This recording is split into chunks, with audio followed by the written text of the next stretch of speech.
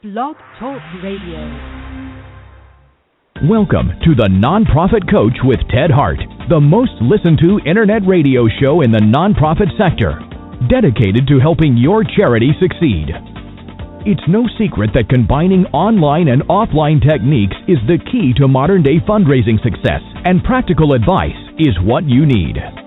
The Nonprofit Coach with Ted Hart is the perfect landing point to learn from experts around the world who provide advice you can use. Ted Hart is without a doubt one of the foremost nonprofit thought leaders. Also a successful author, his books range from successful online fundraising to the use of social media and how to make your nonprofit green. Guests on the Nonprofit Coach are leaders in their field who share tips and trade secrets for nonprofit management and fundraising success. Ted lectures around the world, but now he's here for you. From the latest in charity news, technology, fundraising, and social networking, Ted and his guests help you and your organization move to greater levels of efficiency and fundraising success. This is a live call-in show. Add your voice by calling 347-324-3080. After the show, you can find all our podcasts at tedhart.com. Click on Radio. Don't forget to dial 347-324-3080. Now, welcome the host of the Nonprofit Coach, Ted Hart. And welcome here to the latest edition of the Nonprofit Coach. Thank you for joining us today. We've got a big show for you today, a very important topic for everybody who is interested in raising money. Here on the Nonprofit Coach, as the announcer just shared with you, this is a live call-in show, so you can dial 347-324-3080 to speak to our Page 2 expert. Susan Black will be with us in just a few moments. When you dial in, make sure that you press the number 1. That will raise your hand on the switchboard and let me know that you want to ask a question and are not just listening to the show, which, of course, you can always dial that number and listen to the show as well. You can join us over in the chat room. I see some folks over in the chat room, so feel free to join us there. Or you can email me your questions at tedhart@tedhart.com. As always, here on the Nonprofit Coach, we start with Page 1 News.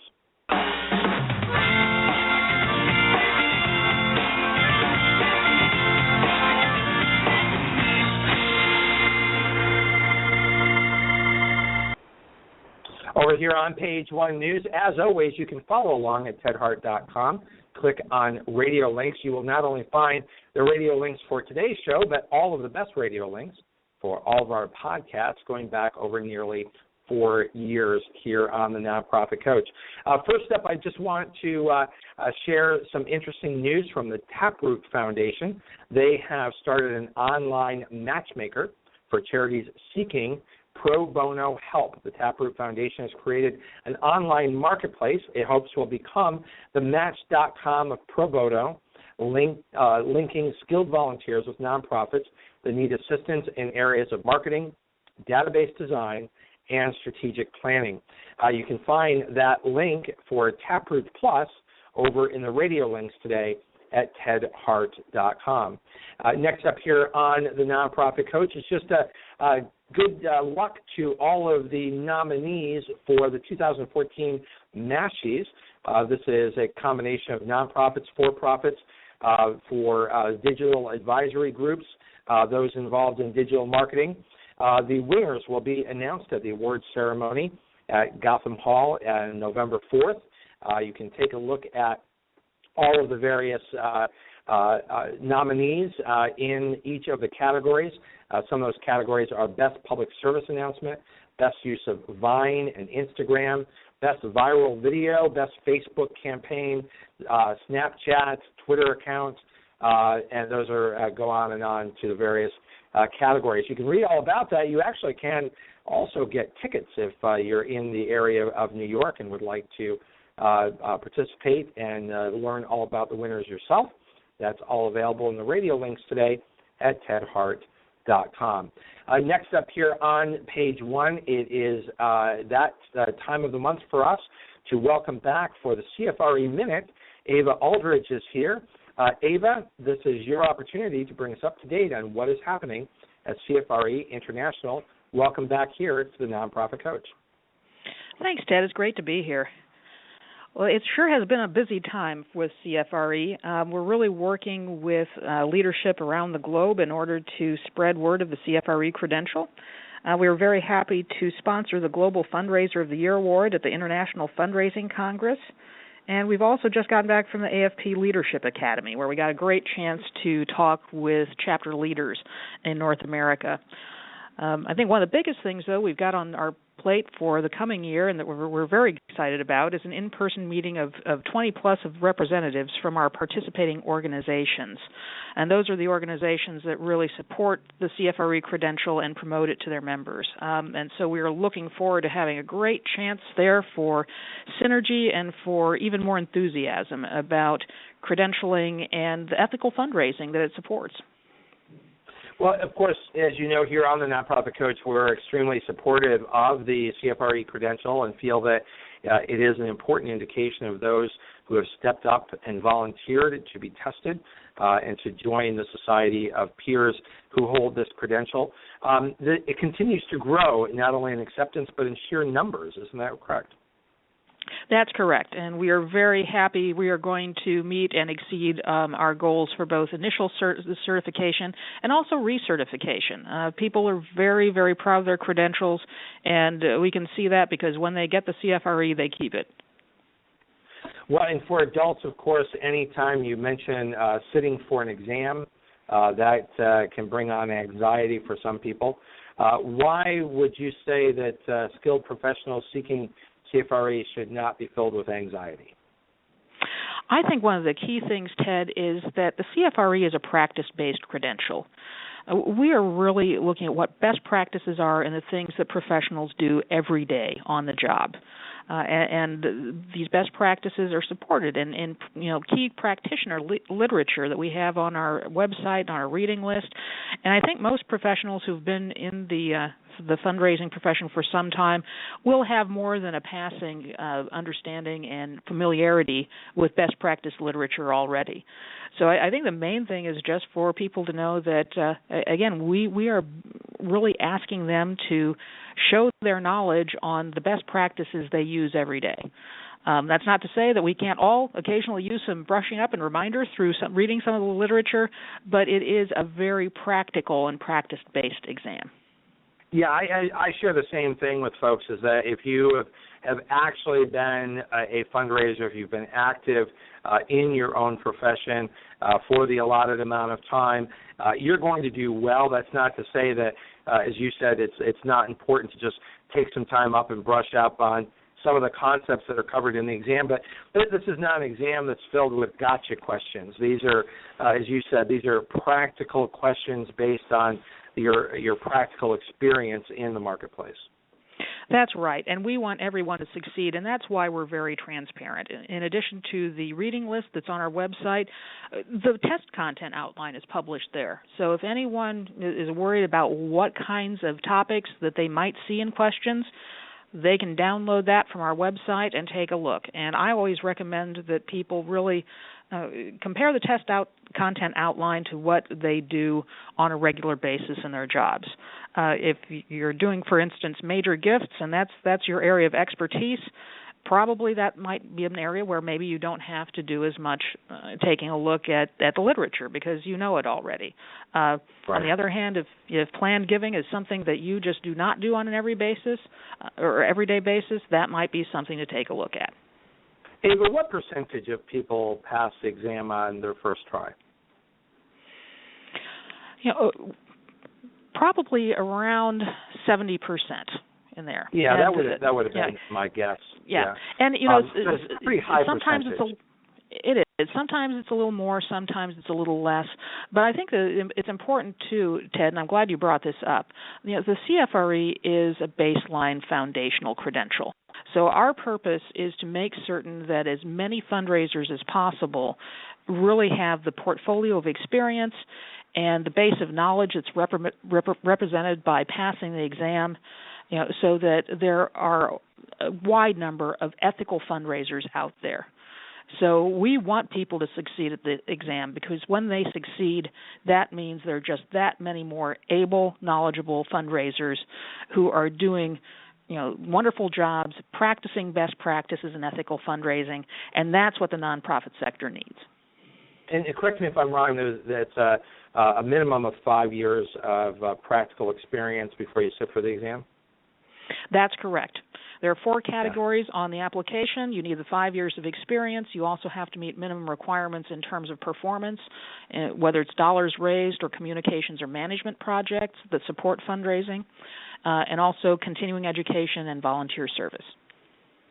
All right, so everyone listening today or listening on podcast, if you've got 5 years experience, make sure you go to CFRE.org and start learning about how you can obtain the CFRE designation. This certification is important to the profession to show that we stand together as a society of professionals. And Ava, thank you each month for coming to us and bringing us up to speed on the latest and greatest at CFRE. That's Ava Aldrich bringing us the CFRE Minute. Thank you, Ava. Thank you, Ted. We will see you next month. We are back here on page 1 and up here on page 1. Next, you can follow over in the radio links.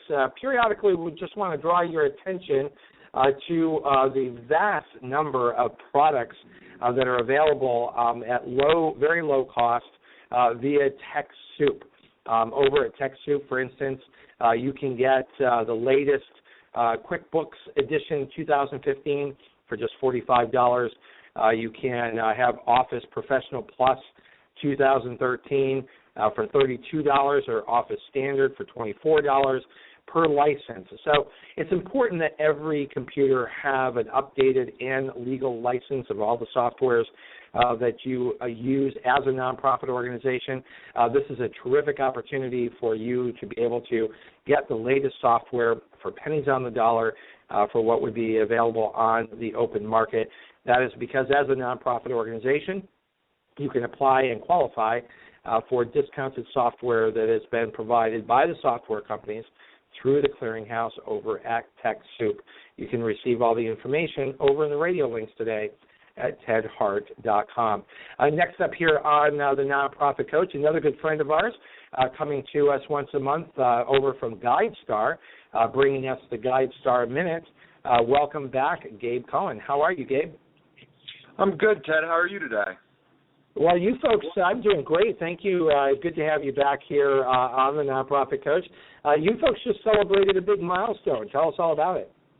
Yeah, we did. We actually just celebrated our 20th anniversary back in September, and we're really happy to share the progress that we've made over the last 20 years and the growth that we've had, and look forward to where we're going in the next set of years here. I heard an interesting fact that I'll share with your listeners. We started off with about 5 million data points when we first digitized our 990s, and we're now at about 2.5 billion data points. So we've grown a little bit over the last 20 years. Yeah, you sure have, and the nonprofit sector has grown considerably over that period of time, and I dare say the demands and expectation of donors for transparency has grown considerably. I think GuideStar has really been a leader in helping donors be knowledgeable. You've opened the doors for donors to be able to direct their own philanthropic lives. And you date us all by mentioning a 20th anniversary for those of us who remember the early days and starts of Buzz and others getting GuideStar underway and everything that's happened since then. So besides celebrating an anniversary, bring us up to date on what's going over in GuideStar. Yeah, well, that's actually a perfect segue into what I wanted to share with your audience today. I am really excited to announce a second phase to our Overhead Myth campaign. You guys, you and your listeners may know that in 2013 we launched a campaign called the Overhead Myth with BBB Wise Giving Alliance and Charity Navigator, and we launched it with an open letter to the donors of America explaining that overhead ratios are a poor way to understand a nonprofit's performance. And I'm glad to report that with the overwhelming response of the original campaign, we had over 100 articles written on the campaign, so we were very excited about that. And we've transitioned that to actually a second letter today that's written right at your audience, the Nonprofits of America. We launched last week with a brand new website, again, partnering with Charity Navigator and BBBY's Giving Alliance.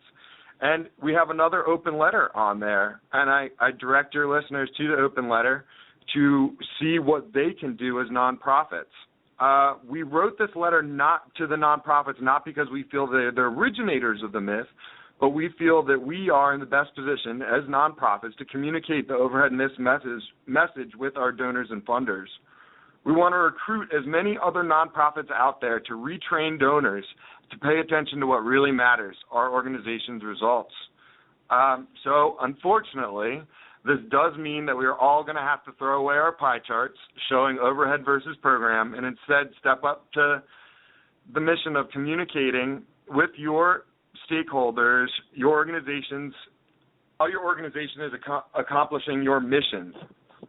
And I want to share with the listeners today 3 tangible steps that they can take to start reporting on the results and not just the ratios. First, they should demonstrate ethical practice and share data about their performance. Second, they need to be managing towards results and understanding their true costs. And lastly, they need to educate funders, whether it's individuals, foundations, or corporations, on the real cost of those results. We ask your listeners to join with our 3 organizations by going to overheadmyth.com, signing up for the Overhead Myth Pledge, and lastly, but most importantly, use the tools that we have provided to communicate with their stakeholders exactly how they're making the world a better place, not just how much they are spending on administrative costs. Well, I just wanted to applaud all 3 organizations. I think this is one of the most important topics for us to be addressing, and to have 3 very important organizations bringing this to the light. I dare say you're going to have a big cliff to climb with organizations like the Combined Federal Campaign that live in that space. But getting donors to be able to see beyond those pie charts. And I know that the producer of the show, Diane Peach, wants to be in contact with you folks because we want to get you on to page 2. We want either all 3 of you together or each of you individually to come on to speak specifically about this topic, why it's important, break it down, give us the details. So I know she's going to be reaching out to you to find time after the new year to really use this show to draw attention to the importance of this. I know Ken Berger is scheduled to come on the show December 2nd. He'll be our page 2 expert, but he's actually going to be on for a different purpose on that day, and that is to help us celebrate Giving Tuesday on December 2nd.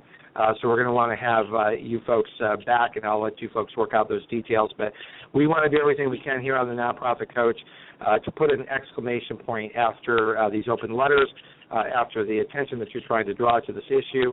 This is something I've talked about on the show many times. I know that Kay Sprinkle-Grace and I have discussed this on our holiday show several times. And I'm absolutely thrilled to have 3 very important organizations helping put a spotlight on this topic. Yeah, and I appreciate all of your interest in this issue and backing it as much as you have.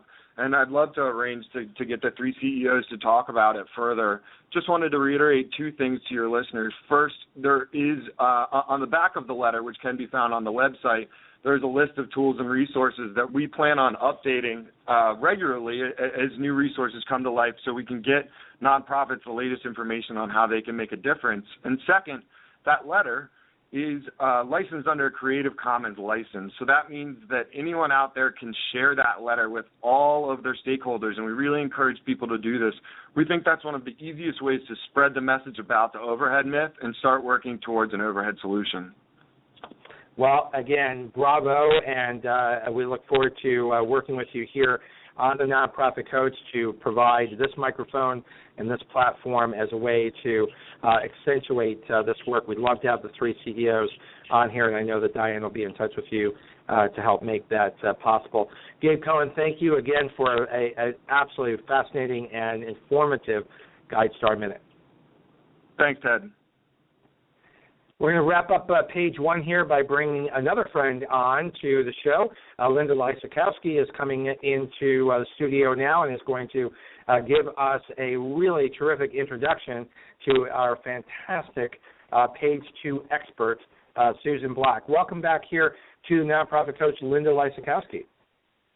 Thanks, Ted. Hey, it's great to be here, and I'm really excited that I was able to participate on the same show with Ava Aldridge from CFRE, because our guest today, Susan O'Donnell Black, is a CFRE, and as you know, Charity Channel Press has published dozens of books now for the nonprofit sector, and we're really proud to say that many of our authors are either CFREs or ACFREs, and part of the deal with becoming a CFRE is that you're also given credit for things like service to the profession and teaching and publishing, and I think that's really commendable that CFRE does value the fact that they want people to give back to the profession, and to me that's what's exciting about the CFRE and the ACFRE program. But Susan has been a CFRE, I'm not sure quite how long, but I know she's been in fundraising for more than 20 years.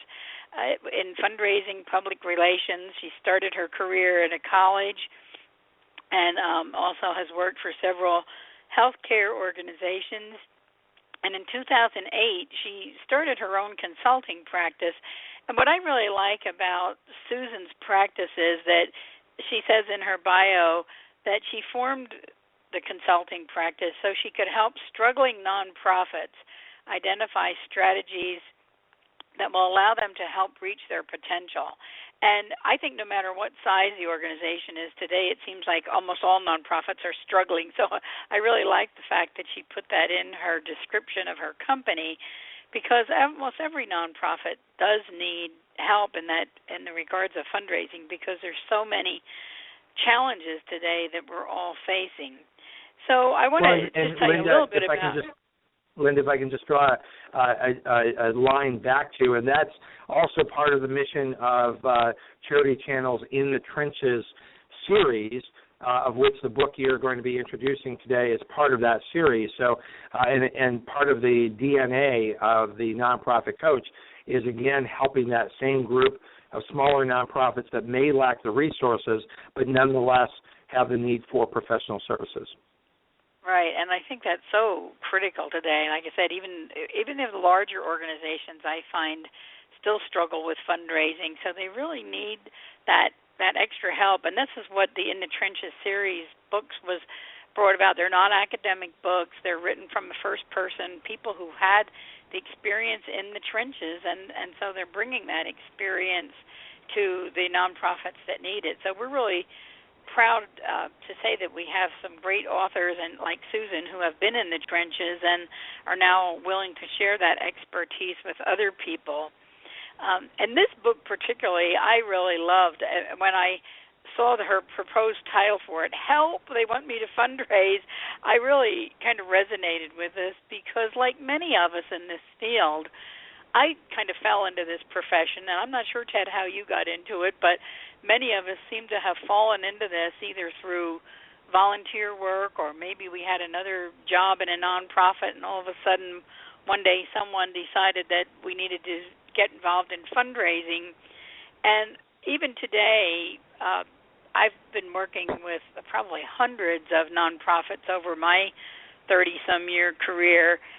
And like Susan, a lot of the organizations I work with seem to be just getting ready to start fundraising, and they're not quite sure how to go about it. And when they go to hire a staff person, I find that lots of times they fall into traps like maybe they're a private school and they have somebody who was a great fundraiser. She organized the PTO bake sale or car wash or whatever, and well, she's good at that, so she can do development work. Or sometimes they have someone in their program side who has written a successful grant, and they say, wow, this program officer was able to get us this fantastic grant, so we should make her the director of development. And, sometimes even executive directors, people kind of think, well, everybody in town knows our executive director, and she has a great reputation, so she'll be a great fundraiser. or they hire a salesperson because they think, well, fundraising is a lot like selling, and, if they can sell, they can fundraise. And what they don't realize is that there's a lot more to fundraising. So that's why I was really excited about this book, and I really honestly, when I saw it, wished that it had been around 30 years ago when I started in this profession, because there is a lot to learn about fundraising. So Help They Want Me to Fundraise is a great nonprofit manual for beginners, whether you fell into this job or were pushed into this job, or maybe fundraising is kind of incidental to your job as an executive director or a board member. So I'm looking forward to hearing more from Susan, and I'm really happy to introduce her because I think she has a lot of valuable things to tell you about Help They Want Me to Fundraise. Well, I'm going to give you an opportunity to say hello to Susan, and then we're going to wrap up page 1 and get right over to page 2. Susan, you want to say hello to Linda? Hi, Linda. Thank you so much. Susan. Hi. I really appreciate this amazing opportunity today to be on the line with Ted Hart and Linda Lysakowski. Wow. All at the same time. Linda, thank you so much. Thank you so much for that awesome introduction. We are now going to head over to page 2.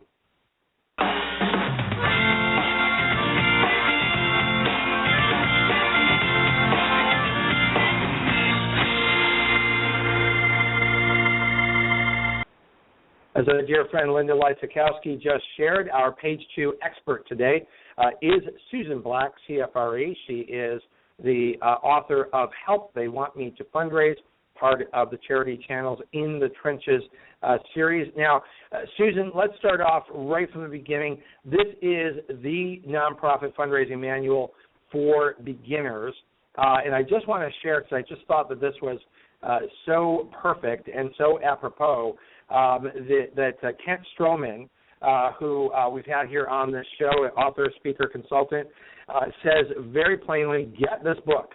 If only thing you read is the CEO Fundraising Knowledge and Community Connectedness, in Chapter 2, your return on investment will be immeasurable. So we're going to take the lead of Kent Stroman and ask you to tell us all about the CEO Fundraising Knowledge and Community Connectedness as part of this book. Yes, great. Thank you so much, Ted, and I so appreciate Kent's comment as well. It's interesting when I share this book and when I do presentations on this book, that really is the thing that resonates with people the most, is this information that, the CEO is the face of the organization, and he or she really is the default fundraiser, chief fundraiser of the organization. Some CEOs embrace that role and understand it. Many really do not understand it, or they shy away from it. And what I find in working with my clients as well is that many of them are surprised at how much of their time they really ought to be out in the community. In fact, I suggest 40% of their time they need to be out of the office, really letting people know about their organization and helping people connect with the organization. And so many CEOs and executive directors, and when I say CEO in this book, I'm referring to whomever is the chief person in the organization, whether they have that title or they have the executive director title. But that person so often gets stuck inside, putting out fires internally in the organization, and they don't realize that they are truly, I hate to overstate it, but crippling the organization by not being out in the community, really being the face of the organization and helping people connect. So that's one of the things that really resonates when I share some of this information on CEOs. Well, I agree with you, Susan, but I'm going to stop you right there because wait a minute. Is it not true that CEOs are able to hire these wizards who go out and just pick money off from the trees and bring it back home in bushel baskets? Isn't that what you do when you hire a fundraiser? Absolutely. They grow the trees in the backyard, and they go and get the money off of them, and they bring it in. You know what? And I have to say too, it isn't just the CEOs who have that misconception. Sometimes it's our boards as well. In fact, it may often be more our boards than even the CEO. But that is one of the biggest misconceptions, I think, about the CEO and his or her involvement in fundraising, is that cannot be the case. In fact, hiring a development professional, and we certainly hope, first of all, that CEO has identified the fact that they need to hire someone who is trained and passionate about their cause and their organization, and who is trained in fundraising. Surely hiring that person, bringing that person on board is going to definitely kickstart your fundraising program, get it in gear, and help it keep going and help it sustain itself.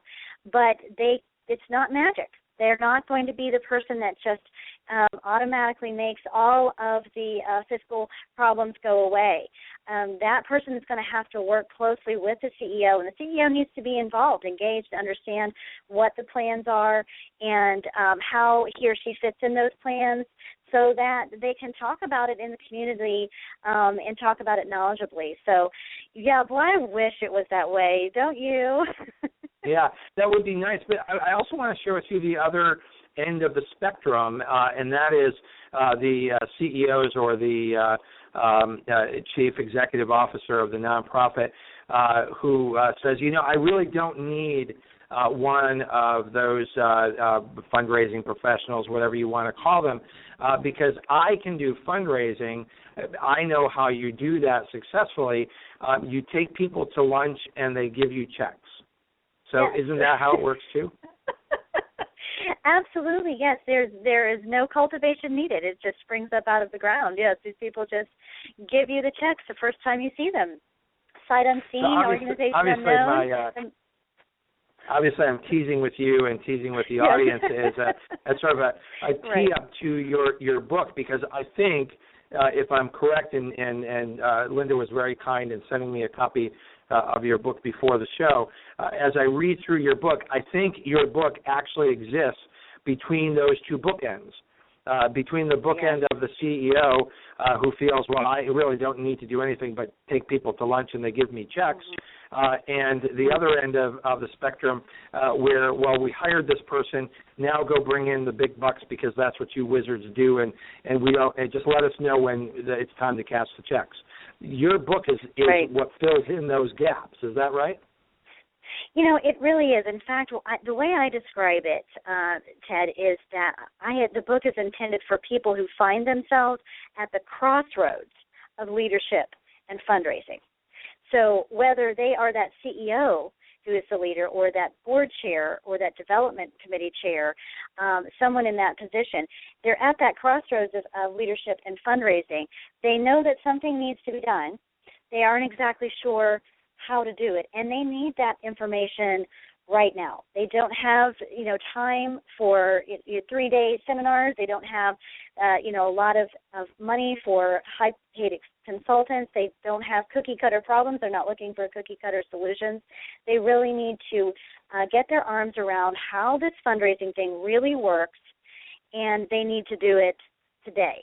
And that is really what the book is about, and who it's for. It's those folks who understand, I'm not going to be able to address the critical issues facing my organization, issues like fulfilling their mission, expanding programs. And, the other thing that is really also tied to that is improving staff morale, attracting high-quality employees. Until the fundraising gets taken care of, until it gets addressed, those other things are going to lag behind. And I think there's a lot of folks out there who recognize that that's the place where they're standing, and yet they are searching for tools that will help them get started, quickly assess what they need to do next.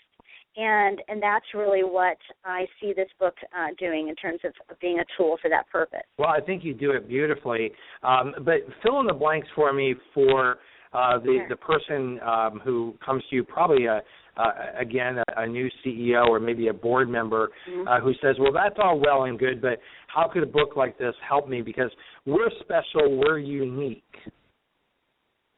Sure. Well, you know what? I think that every organization, in fact, it's interesting that you say that, because a lot of the organizations that I work with, I specialize in organizations that have little to no fundraising staff, difficult missions. They have what I call the ick factor on them. There's something going on there where, they just have a stigma attached, or there's some kind of a challenge there. So, the first thing that people need to understand is that they are not alone. There's a lot of organizations out there who feel like their situation is unique.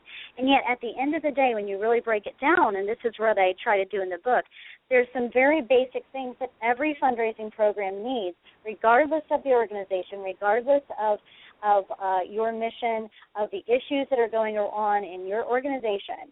And if you can address those basic building blocks, if you can make sure that you have those things in place, you're going to have a greater chance of success in fundraising. Nothing's automatic.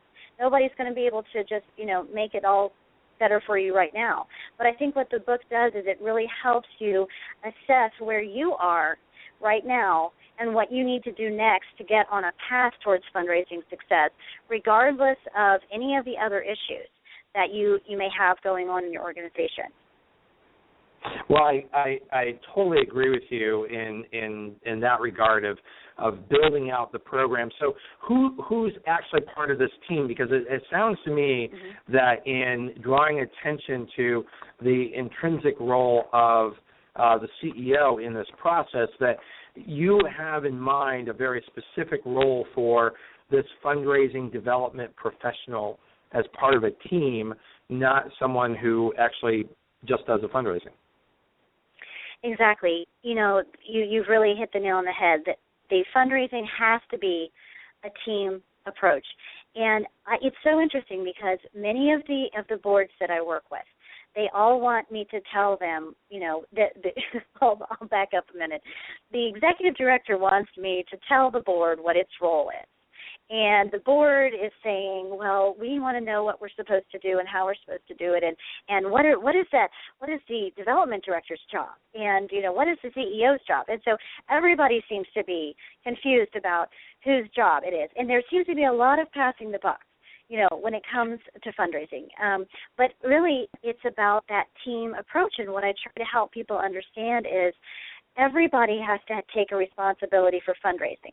Everybody in the whole organization needs to take responsibility for fundraising, whether your job is to actually implement the plans and see those through or help create those plans, or to just talk knowledgeably and positively about your organization in the community.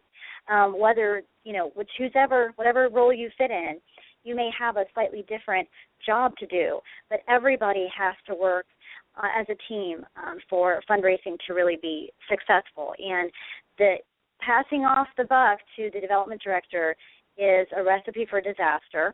Passing off, looking to the board and saying, and it's something that Gail Terry talks about in her book, passing it off to the board alone and saying, well, you all aren't doing your job. Well, I as a development director need to make sure that I'm empowering you to do your job, that I'm helping you. I have given you the tools. I'm helping you with that follow-through. The leadership of the board, the leadership in terms of the staff and the person of the CEO needs to inspire and engage those board members and staff to want to participate, to be excited and passionate about participating. So, yes, everybody has a role to play, and everybody has to work together as a team for it to truly be successful. Well, Susan, it's always a lot more fun to point fingers than to take the responsibility yourself. So I think you've just taken the fun out of the entire equation here. Now, I'm sorry. Now, I want to make sure that we cover sort of the bread and butter of your book, and that is the 4 building blocks. So can you walk us through building block number 1, organizational readiness? Yes, sure, absolutely. Organizational readiness, let me just back up and make sure folks understand kind of what we mean by that. What I do in the book is I help break down the fundraising process and the components of a successful fundraising program into 4 building blocks. And the first one, and the reason I do that, let me just explain that as well, is that I really believe that a fundraising program is a lot like building with blocks.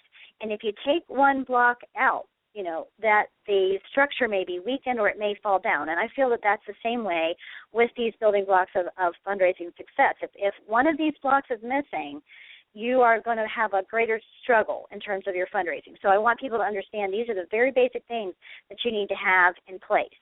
And as Linda was saying, regardless of whether you're a new, all-volunteer, small organization or a huge organization, these things all need to be there and need to be working properly for you to be successful in fundraising. So let me just tee that up that way. But the first building block is organizational readiness. And there are really 5 things that I try to address in organizational readiness. And that's financial stability, board of directors capacity and preparedness, capability and connectedness of the CEO. We've already touched on that for a moment. Development staff capability and backroom operations. So what I want to help people understand with organizational readiness, first and foremost, people do not want to put water into a leaky bucket. They do not want to give to organizations who do not seem to be fiscally sound. And that seems counterintuitive. People think, well, I need to raise money so that I can, have this strong organization. And the problem is you've really got to get the business side of your nonprofit as strong as it can be. You need to make the tough decisions, do the things that are necessary to right-size your organization so that you can show that you are doing everything you can to be as fiscally sound as possible. And that's really important before people want to invest in you. They don't want to just throw that money away. So that's one of the things that I address in the book. We've talked a little bit about the capability of the CEO, but the board needs to have some capacity and some preparedness. They need to have folks of influence and affluence on that board. And if we're not quite there yet, like is the case with so many of my clients, at least being prepared, at least understanding their role, being willing to embrace their role as an ambassador for the organization, and willingness to go out there and really get everybody on the bandwagon.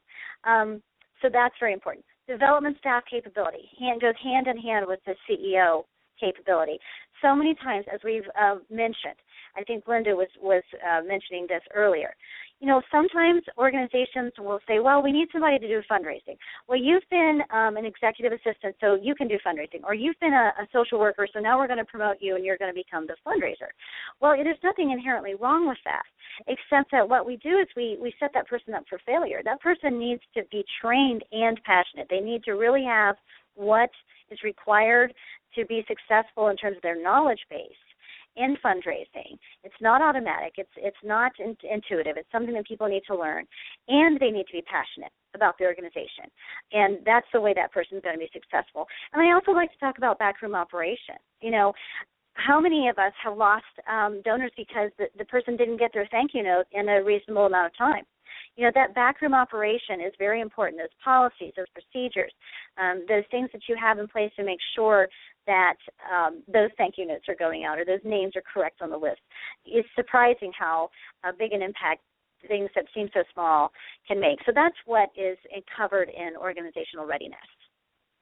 We're going to take a short break, but before we do, I want to cover block number 2. And block number 2, building block number 2, is fundraising goals and plans. Now isn't that pretty simple? Because we have a budget deficit, therefore you have a goal. Isn't that right? Yes, absolutely. Again, tongue-in-cheek, that's right. That's the way to do it.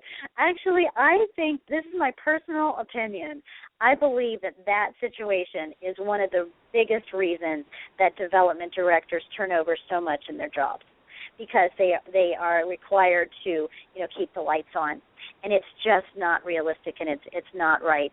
What needs to happen is that organization needs to have a strategic plan where they know where they're going, they know who they want to be when they grow up, they have a basic idea of how they want to get there, and then from that comes that annual fundraising plan. That's when the CEO and the development director and the development committee can work together to create a plan that is based on the strategic plan, where they are raising money for the things that are going to move the organization forward, and they've identified what those funding opportunities are. But the biggest thing for me, Ted, is case for support. I am a huge proponent of case for support. I think that case for support, and I have seen this happen, it can become a turning point document for an organization. So really take a hard look at What are we doing? Why is it important? Why are we uniquely qualified to provide this service? What is the impact that we're making in the community? And really getting all of those things down on paper so that the whole organization is singing from the same sheet of music. I just can't emphasize enough how important Case for Support truly is. Well, I agree with you. We're going to take a really quick break, and when we come back, I'm going to ask you to talk about building block number 3, which is primary fundraising vehicles. And I'm just going to give you something to ponder. Truth, this was actually said once, and I'm going to ask you to respond to it. I had a board president say once, I finally get it. I understand exactly how fundraising is done and how we can do it cost effectively. We're only going to do planned giving because that has the largest ROI, and he felt like the smartest guy in the room. When we come back, Susan's going to tell us why he was or was not the smartest guy in the room.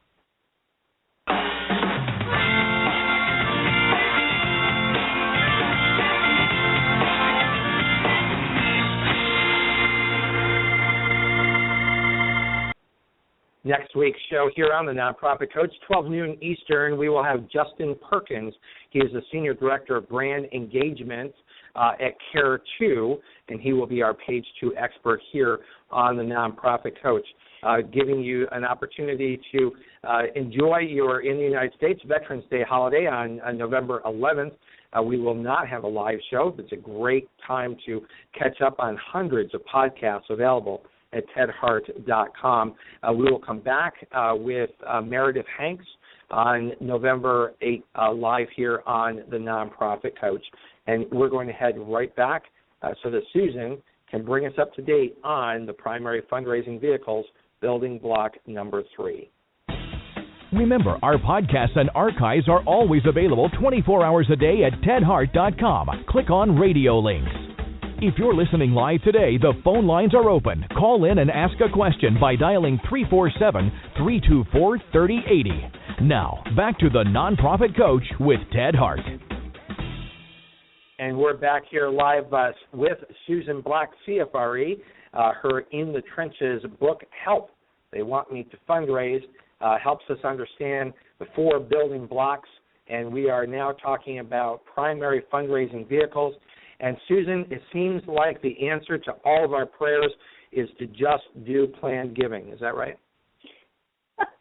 That's a new one, Ted. I've never heard that approach before.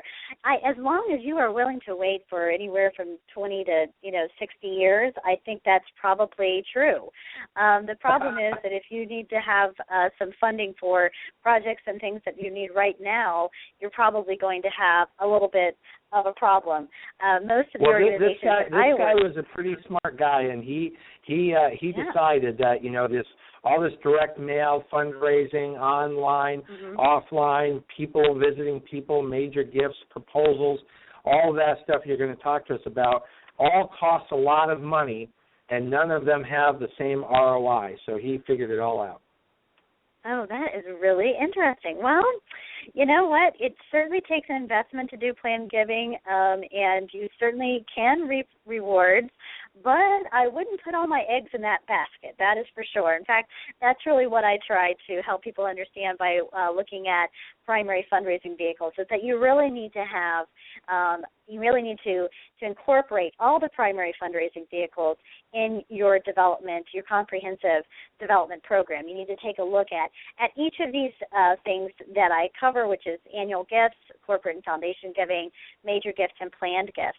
And I find it very informative when I talk to boards, when I talk to folks about this particular building block, because most of the people that I'm speaking with about this are board members, and I find that very often they are not aware of these fundraising vehicles. They are learning something every time about, that's why I get that letter in the mail from my college, or that's why I get that phone call from the students, or, all of those kinds of things. So what I try to do in primary fundraising vehicles is just to help people understand basically what those things are, to make sure that they're taking a look at all the ways that they can incorporate those vehicles into their comprehensive program, And I also try to dispel a myth about large annual gifts versus major gifts. And this is one thing that I try to hammer home when I'm doing presentations as well. A lot of organizations that I work with that are very small, they get really excited about that large gift, that even if it's just $1,000 or $5,000 or whatever that might be. They say, well, that's a major gift for us.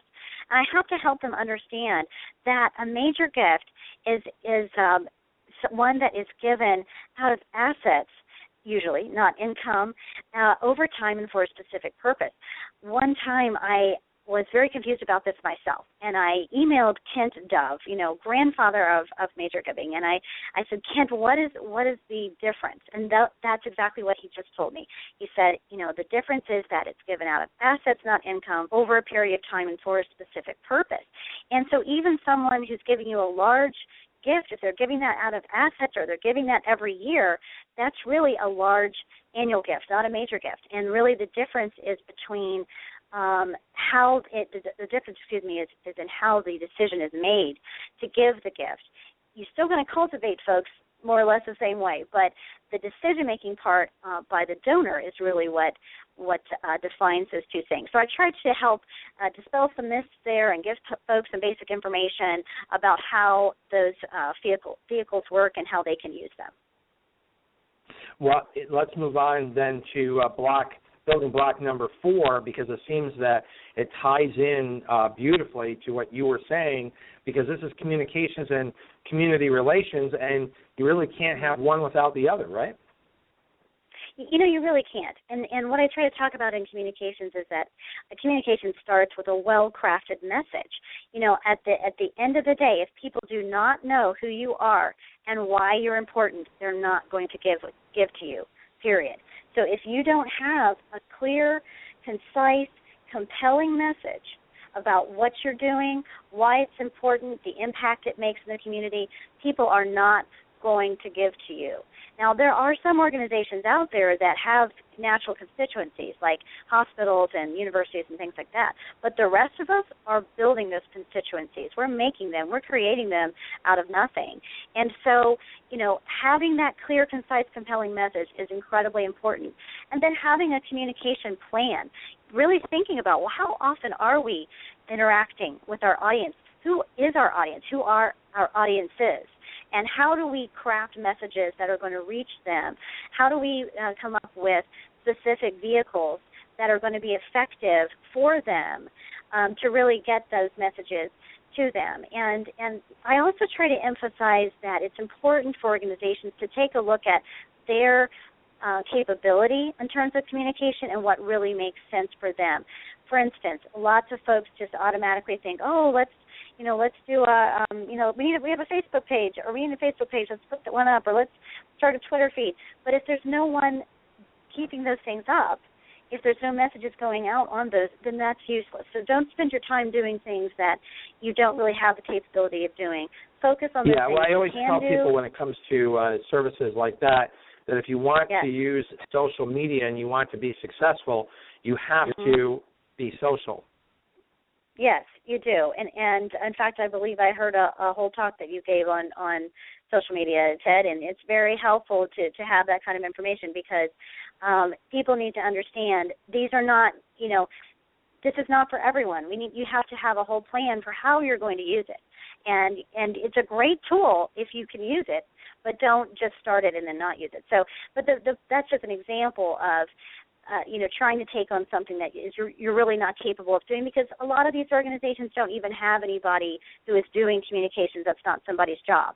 It's a default job of someone else. So making sure that you have a communication plan that really works for you is the most important thing there. Right. Now, I had an executive director once who became so frustrated with a group of donors who had not renewed their funding. She thought she had the perfect communication tool. She said, invoice them. Why was that the wrong? Why was that the wrong approach? Well, I think that we have to remember our own experiences when stop and think about how we feel when we give a gift and we don't receive a thank you note, or we give a gift, we receive a thank you note, and we immediately receive another appeal. Or, we just get an invoice with nothing else. And moreover, we never hear how that gift made a difference. We never hear about the impact that was made. Or maybe we're not even, we're getting this thank you note, but somehow our name is not getting on that newsletter list, and we're not getting the newsletter so that we know what's really happening in the organization. We have to remember that when it comes to donors, what it feels like to be a donor, and then try to craft things that are going to help people feel engaged and involved. If they're, an invoice does not engage, it does not involve. You might get your money, but that may be the last time you ever get that money, because you're not really giving people what they want. Isn't it also tied to the concept of it's their money, not yours? You have to earn it. You're absolutely right. That's a great way of putting it. And, I think that we need to remember that people want to see the impact of their gift. That's their paycheck. That's what makes them want to be involved, is because it feels good to give back. It feels good to see change happen in the world that you want to see happen. And people feel like they're doing that when they give a gift. If they never receive anything other than an invoice, they're not going to feel that engagement. They're not going to feel that passion, that excitement for your cause, because they don't feel like you care about them, and you haven't shown that you're a good steward of their money, which is what you were just describing. Yes. We only have 4 minutes left, and I'm fascinated by one of your chapters, and I want to make sure that you at least get one or two of your best tips out on common pitfalls in your fundraising career. How do you make sure you don't make them? And then make sure that you tell my guests how they can reach you, because in 3.5 minutes, I've got to wrap up the show. Okay. Well, very quickly, I think that the first thing that pitfall that really I'll actually talk about a couple of these here. Never leaving the office is a pitfall. We can also get very bogged down in the office, and realizing that we have to make those calls, we have to get out there and help sell the organization is really crucial. I think actually one of the main things that's important about a pitfall is getting burned out. Realizing that, if you only are giving all the time and you're never receiving, if you're never going down to, your program and seeing what's happening, visiting with the people who are being served, if that's the type of thing that you do, or being involved in the program at that grassroots level, you're going to get burned out. So that's really important. And the last thing that I would mention, too, a big pitfall is not communicating well with your CEO in terms of creating plans and the budget. Yeah, helping them understand that you're a profit center, not a cost center, is, I think, a big turning point for a lot of people's career, but learning professionally how to articulate that point of view. I have to tell you, Susan, this has been fascinating. The book is well written, as Linda promised. It is plain spoken. It walks you through the process that can lead to success. And I guess I just want to say to all of our listeners today that, yes, you are special. Yes, you are unique. But the principles of fundraising work wherever you go, because they're based on personal relationships of people who want to do great things with their money. That's right. That is so true. So how can my listeners reach you? They can reach me. First of all, you can reach me. I am on Twitter at Susan Black CFRE. You can also reach me on my professional Facebook page at Susan Black. And you can also reach me at Allene, that's spelled ALLENE. AlleneFundraising.com is my website, and you're welcome to look there as well and find out some more about me and what I do. So I hope that we'll get to hear from some folks. Susan, you've been a terrific guest. I hope you come back often. Keep up the great work, and thank you for being our Page 2 expert here on The Nonprofit Coach. Everyone, we look forward to having you right here on The Nonprofit Coach next week. You've been listening to The Nonprofit Coach Radio Show with Ted Hart. Tell all your friends to check out our production schedule and download our iPod and iPad-friendly podcast at tedhart.com. Thanks for listening to The Nonprofit Coach.